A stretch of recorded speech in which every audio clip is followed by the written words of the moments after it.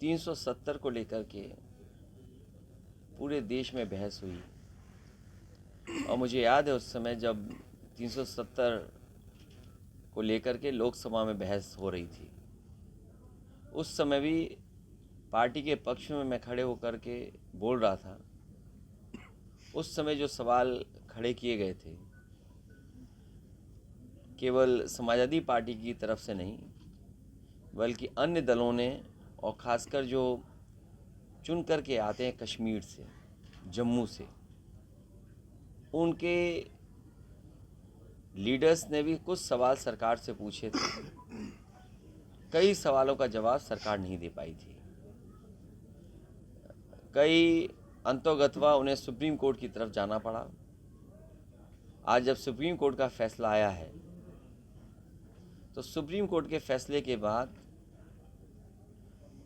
कोई अब नई बात नहीं कही जा सकती है। सुप्रीम कोर्ट का फैसला जो आया उससे पूरे के पूरे लोग अपना तर्क दे सकते हैं, लेकिन सहमत हैं। सुप्रीम कोर्ट के फैसले के बाद कोई बात बनती नहीं है।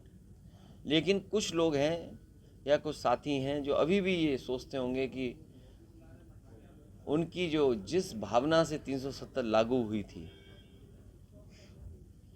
उस भावना के पक्ष में निर्णय नहीं है। लेकिन सुप्रीम कोर्ट का फैसला अब आ गया है, सभी उसको मानेंगे।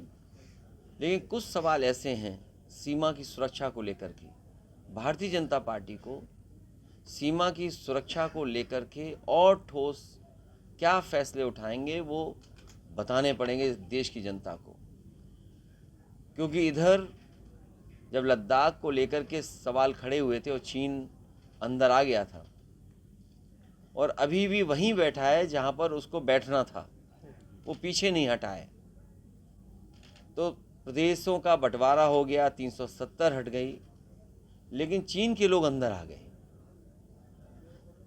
कश्मीर और विधानसभा का डिलिमिटेशन को लेकर के जो सवाल खड़े हुए थे कि कुछ सीटें अभी भी खाली हैं, वहाँ समाजवादी पार्टी ने उस समय पूछा था कि जो सीटें खाली हैं वो कब भरी जाएंगी, क्योंकि पीओके आपका हिस्सा नहीं है, लेकिन आप उसको स्वीकार भी नहीं करते हैं। विधानसभा की सीटों को भरने के लिए कोई फैसला लेगी और आखिरकार कैसे वो भरी जाएंगी, ये बड़ा सवाल है।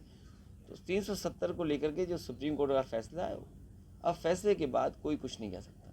मध्य प्रदेश और राजस्थान में पूर्ण बहुमत मिला है भाजपा को, लेकिन अभी तक मुख्यमंत्री तय नहीं कर पा रहे हैं, क्या लगता है आपको?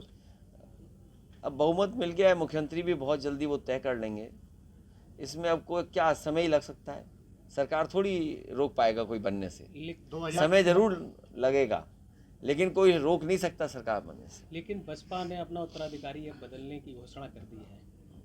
अब आपका चैनल, आपके चैनल में कोई उत्तराधिकारी का आ जाएगा, उत्तराधिकारी उसकी क्या है, वो तो चैनल तो चलेगा ना। हाँ, हमें उम्मीद है कि बीजेपी से दूरी बनी रहेगी उनकी। सबसे बड़ा राज्य उत्तर प्रदेश है, समाजवादी पार्टी बड़ी पार्टी है, किस तरह की 24 की तैयारियां हैं जिस तरह से विधानसभा चुनाव के नतीजों के बाद? 24 की बहुत बड़ी तैयारी है। उत्तर प्रदेश से ही बीजेपी आई थी, 14 में आए थे, 24 में चले जाएंगे। और सवाल वैसे के वैसे हैं। आप यहाँ जहाँ हम लोग बैठे हैं, समाजवादी पार्टी के कार्यकर्ता हैं, उनके कार्यक्रम में हम लोग शामिल होने आए हैं। आसपास सब किसान रहते हैं, जो हम लोग आप लोग बैठे दिख रहे हैं सब किसान हैं। बीजेपी वाले बताएं कि आय दोगुनी हो गई, क्या धान खरीदा गया। यहीं पास में 100 एकड़ में लगभग मंडी बन रही थी, जितना समाजवादियों ने बनाई उतनी ही बनी, उसके बाद मंडी नहीं बनी। सुना है यहाँ पर ज़मीन चिन्हित की जा रही है, नोटिफिकेशन हो रहा है कि कोई इंडस्ट्रियल हब बनेगा। अरे बीजेपी वालों, कब झूठ बोलना बंद करोगे? आपने कहा कि बुंदेलखंड में मिसाइल बनेगी, टैंक बनेंगे, बम बनेंगे। अभी तक बुंदेलखंड में एक सुतली बम नहीं बना पाए बीजेपी के लोग।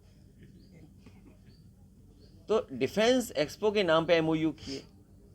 अभी मुख्यमंत्री जी कह रहे थे, हालांकि मुख्यमंत्री जी का एक डायलॉग बहुत लोकप्रिय है, 46 में 56, लेकिन उसके बावजूद भी वो कह रहे थे कि 40 लाख करोड़ का एमओयू हुआ है। आखिरकार ज़मीन पर कितना पहुंचा है, और अगर ज़मीन पर पहुंचा है तो कितने लोगों को नौकरी और कितने लोगों को रोज़गार मिला है उस एमओयू के माध्यम से। सुनने में तो ये आ रहा है कि MOU जिन्होंने किए थे उन्हें अधिकारी ढूंढ रहे हैं। हो सकता है कुछ दिनों के बाद STF ढूंढे, क्योंकि वो मिलने वाले नहीं हैं। अब MOU तो कर लिया उन्होंने, लेकिन वो भाग गए, अब छोड़ के चलेंगे उद्योगपति। आखिरकार ऐसा क्यों हो रहा है? तो जो प्रदेश सरकार ये कह रही थी कि 40 लाख करोड़ के MOU हुए हैं, इन्वेस्टमेंट आएगा, आखिरकार इन्वेस्टमेंट क्यों नहीं आ रहा? और फिर इन्वेस्टमेंट इटावा में क्यों आएगा?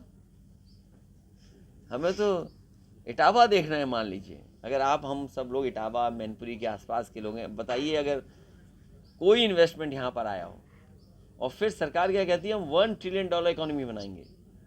जिस सरकार की अर्थव्यवस्था चौपट हो, 60 से लेकर के 70% पैसा न खर्च कर पा रहे हो, गड्ढे न भर पा रहे हो, गरीब को अस्पताल में इलाज न दे पा रहे हो, वो क्या $1 ट्रिलियन इकोनॉमी बनाएंगे? $1 ट्रिलियन इकोनॉमी के लिए आपको पैसा खर्च करना पड़ेगा। आप 70% पैसे नहीं खर्च कर पा रहे, तो आपकी $1 ट्रिलियन इकोनॉमी कैसे बनेगी? और फिर नौकरी बता रहे हैं, हमने नौकरी दे दी। कहाँ नौकरी दे दी? कह रहे हैं घर घर नल। अरे उन्हें देखना चाहिए, जब नल लगाने जाओगे तो घर घर बेरोजगार बैठा है, वो बेरोजगार आपसे रोजगार मांगेगा। घर घर नल तो ठीक है, लेकिन घर घर बेरोजगार भी बैठे हैं। उन घर घर बैठे हुए बेरोजगारों के लिए आपके पास क्या इंतज़ाम है? और हम और आप सब इटावा के लोग हैं, लाइन सफाई की दुर्दशा पे भी कुछ बोलिए। जानवर एक के बाद एक मर रहा है। शेर मर गया, ये मर गया, एंटीलोप्स मर गए, डियर मर गया। कितने मारेंगे ये लोग जानवर? मुझे तो लगता है कि इनकी सरकार बनती रही तो सब मर जाएंगे जानवर यहाँ पर, या मार देंगे ये लोग जानवर को। आखिर शेर क्यों मर रहे हैं? लेकिन मोदी केंद्र सरकार रथ चला रही है कि 2047 तक विकसित भारत और मोदी की गारंटी। देखिए, केवल रथ नहीं चला रहा, रथ के साथ साथ जैसे बच्चों के लिए मुझे याद है मिड डे मील दिया जाता है, जिससे बच्चे पढ़